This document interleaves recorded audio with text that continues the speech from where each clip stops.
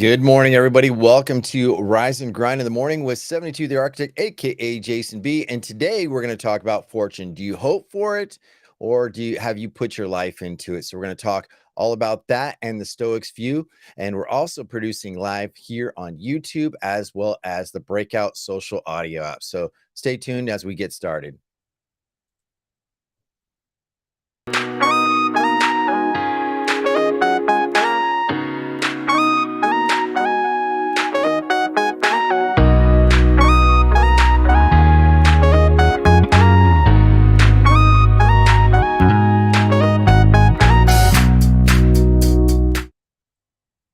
All right, everybody. So, welcome into Rise and Grind this morning. And we're producing live on Breakout. So, if you have not had a chance to check out the social audio app Breakout, I am producing a few days a week live on Breakout as well as YouTube. So, we're going to really dive into today's episode. So, many people talk about fortune. And what is fortune? It's the holdings that you have, the thing that you go towards when you can grant you access to, yes, to purchase, to the ability of having a home, and so much more. But do we really understand what we're doing about fortune? How we put our efforts, ideas, creativity, have we really put the right kind of layout in for fortune? Now, out of this Daily Stoic from Ryan Holiday's book, and he mentions quite few things about fortune. But before we really get into it, what do you think that it takes to make a fortune, and what do you really consider a fortune is? Is it $1 million? Is it $100 million? Is there an exact amount, or is it a state of being? Now, fortune and good luck tends to be synonymous with each other, and the Stoics kind of refer that a lot. And especially from Marcus Aurelius, probably one of the greatest Stoic emperors in the world. He basically said, "You say good fortune used to meet your every corner, but the fortunate person is the one who gives themselves a good fortune. And good fortunes are well-tuned soul, good impulses, and good actions." That's right, it's good actions. So I really like what he just said right there. Is it something that you want to hope for, cast a token for a lottery ticket? Or is it something that you are just hoping, it's like, I just need the right things to come in alignment? I think it's very important about what we consider a fortune. So let's look at real quickly as fortune is defined, right? Some people say, hey, having a family, that's a fortune. Having my life is a fortune. So let's look at it defined. Here we go. Now, fortune is defined as chance or luck as an external arbitrary force affecting human affairs.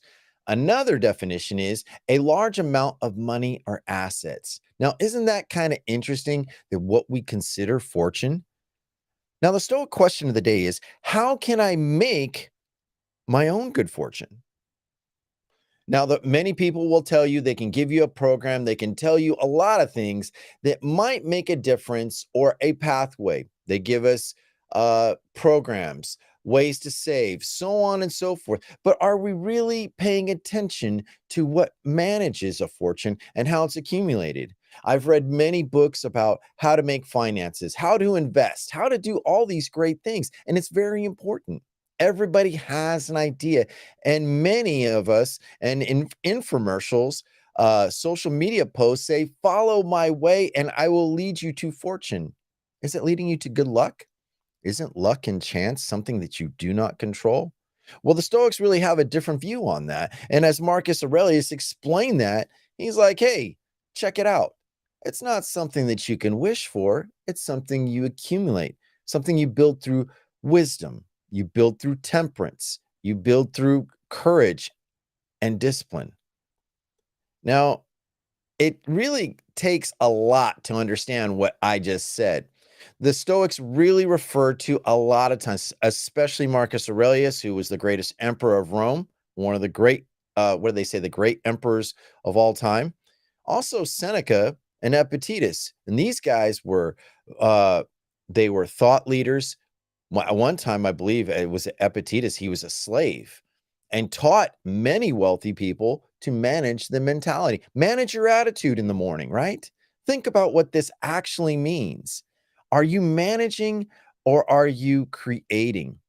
And in the world, we have to really, really consider that what does that mean? Oh, that's weird. Something happened to my visual on what the heck? Let's see. There we go. Let's see, cancel that. I don't know why things were kind of screwy. Okay, hold on a second here. Okay, sorry about that. The app was kind of glitching here. I was managing through my computer screen and my phone at the same time. So sorry about that. My apologies. But anyway, let's get right back to it. So when we look at fortune and we look at what really gets us there, there are very critical elements. One, there is a source, something that you serve in exchange for payment. Now, many people in the past, they would exchange goods. Now, it exchange of coin or money. Money is the biggest topic in the world, if you ask me. Money is something that most of us can relate to. And it's either a paper note, but now it's ever changing. Now it's a digital amount. What is your digital currency? How do you really make digital currency really work for you, right? Now, there's thought leaders and tell you that, you know what, pay attention to your passions. Look at a career asset. Look at skills that get you to exchange your work for money. But there's also a philosophy out there that many ancient writers and readers have literally talked about and saying, manage your attitude, manage your expectations, then you can build wealth, then you can build fortune. And is it really a good luck then? But Ryan happens to explain a little bit more about this. He talks about it and how it's a productive thing. Now, he says, according to The Right Action, he says on page 158, what is more productive? A productive notion of good luck. One that is defined totally random factors outside of your control or matter of probability that you can be increased. Though not guaranteed by the right decision, the right and the right perception, obviously the latter is that why successful yet mysteriously luck people seem to gravitate towards. Ooh. Now, what does he mean by that? Well, I'd rather take a chance at good luck and a hope, a coin in the wishing well, a play at the lottery ticket, all that good stuff. He's literally saying, hey, you keep thinking and magnetizing yourself towards the hope, you may be setting yourself up for failure. But he also goes on to say, according to the wonderful site, quote, Investigator, versions of this idea date back at least to the 16th century of a proverb of diligence is the mother of good luck. Ooh, what does that mean? Diligence. That means basically what you're paying attention to consistently. Now, isn't that something we all touch on in social media content creation? Isn't that something that we really got to think about? There are certain rules, unsaid rules, or said, and people mention them amongst the other about wealth and fortune. Like I said, it goes back to manage your attitude, manage money, right? And I like what the richest man in Babylon kind of taught me and made me really think, master my attitude and look for those who have the pathway of what I need from them. I exchange my works, my services, my intentions with the right amount of people with the right amount of work who have that, I guess the expertise, the doables. It's like in the story of the richest man in Babylon, he goes on and says, hey, you know what? Would you ask a bricklayer to go and evaluate gems? Obviously not, right? But yet, here in the modern day age, we think about why people gravitate towards fakes, phonies, sensationalists, content creators. Follow my program, join this thing, do this thing. And what ends up happening is people feel empty and not connected. But he goes on to explain a little bit more about diligence.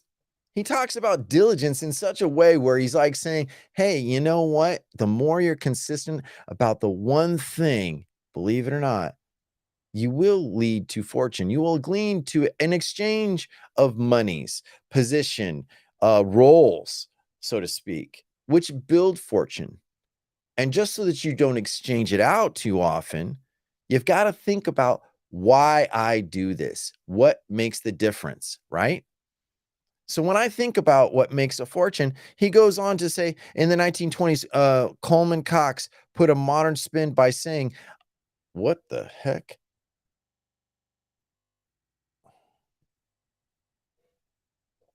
Oh no, it just, this is what happens. All right, I'm just going to have to go with this. And the app glitched on Breakout. So, but I'm still going to keep going on YouTube. I'm not going to stop. So here it is.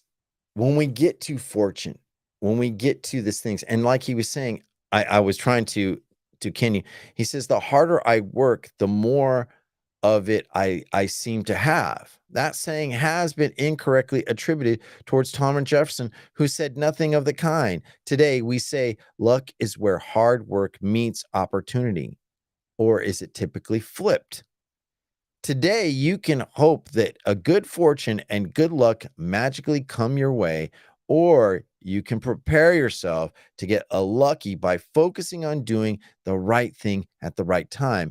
And ironically, render luck mostly unnecessary in the process. So, what does that mean? I'm glad you asked.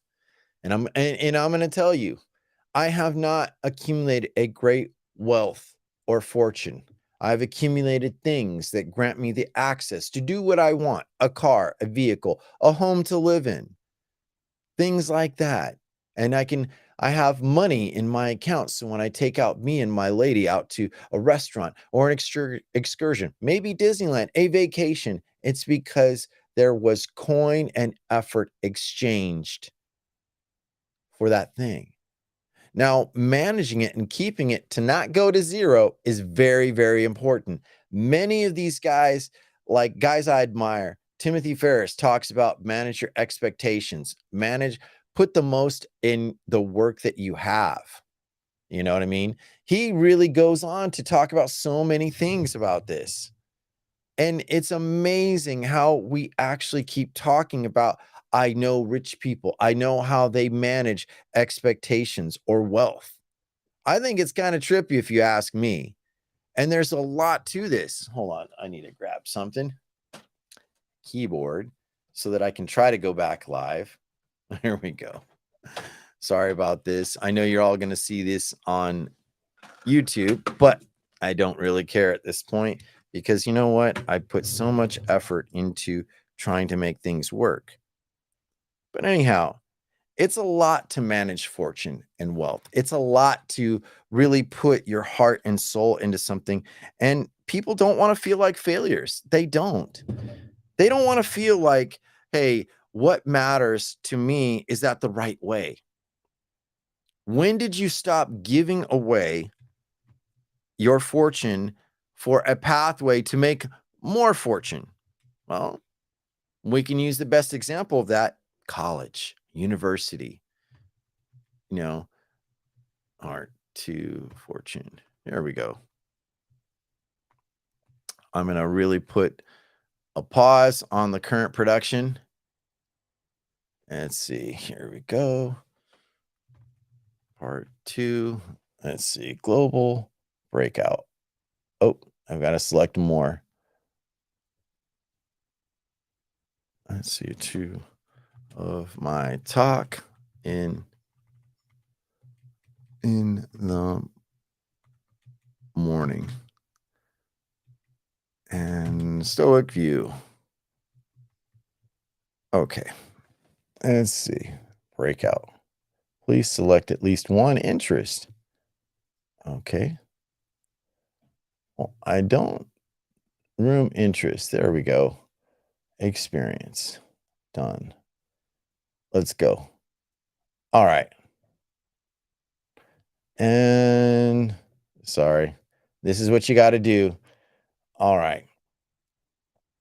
Let's see. Now we're back on air.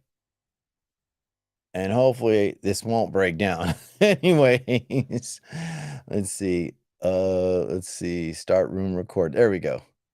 All right. So, anyways, we we kind of talked about in part one where we look at the views on fortune and wealth, the attitude, then there's belief, trust in your craft, all that great stuff, right?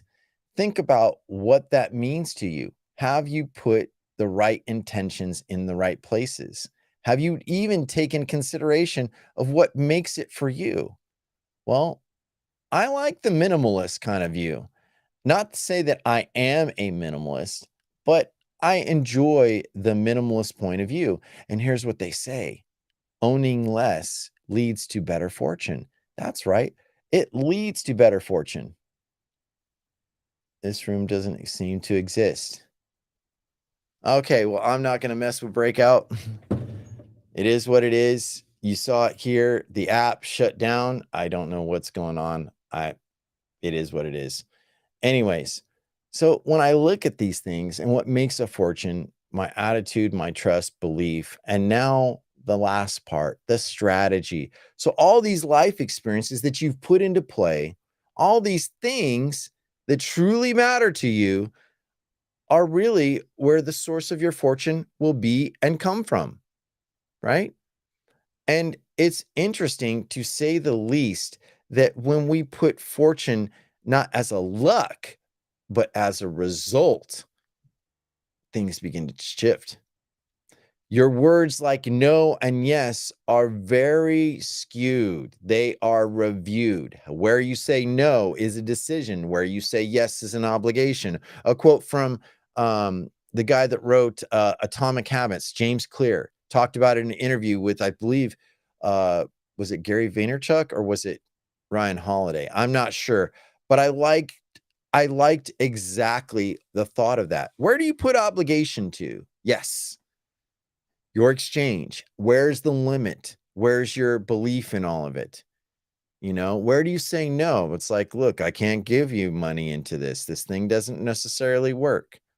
So that's really what we're here to discuss. So my encouragement of today is I want you to take and review a couple things. I'm not a financial analyst. I'm not a financial expert. But from my own experience, what I did learn, what was very, very key, is exactly this: put time where it matters. Put your attention to those. Don't go on to those who provocate or profess good fortune and they have none. Just because you wear a nice suit and a fancy car doesn't mean you have it, in my opinion. It's the joy that you live in your life, the tokens of your esteem, when you donate to people, when you look at what matters, right? That's what happens. You got to look at where your value comes from and where it stands, and that you're not so easily to exchange it all.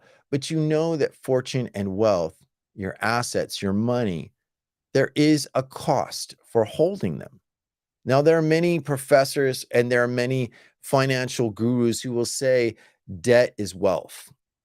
Have a certain amount of debt. You can't tax debt. And yes, you can. When debt collectors, they believe it or not, there is some level of tax that goes into it and paying them off.